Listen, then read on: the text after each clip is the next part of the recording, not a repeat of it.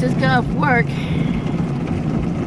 and it's coming down hard and hailing. So we are underneath a transmission place awning because of the hail, but we're gonna have to sit it out until it calms down some so we can get home. But it's coming down really bad.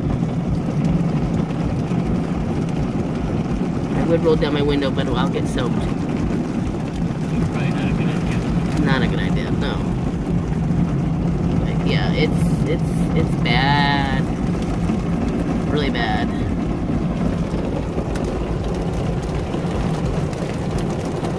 It's crazy.